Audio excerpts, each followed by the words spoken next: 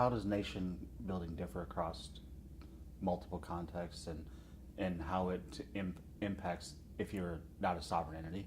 I think that nation building itself, the fundamental principles, I think it's pretty well understood. It's just good governance, and so I think you could be any level of government. The principles involved, I think, are pretty important. What's interesting is we think of it in context of just tribal entities, but I think almost any large-scale government could use these principles.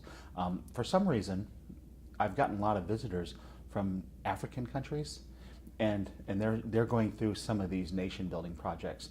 And I spent some work talking to the people in Pakistan, and they were fascinated by the tribal context of what we're doing and how that translates to their environment.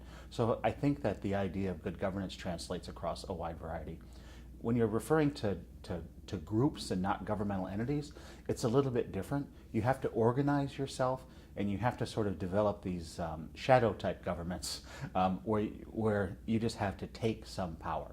And I think that's what government's been about probably for most of our history on this planet, where groups of people organize themselves in a certain way.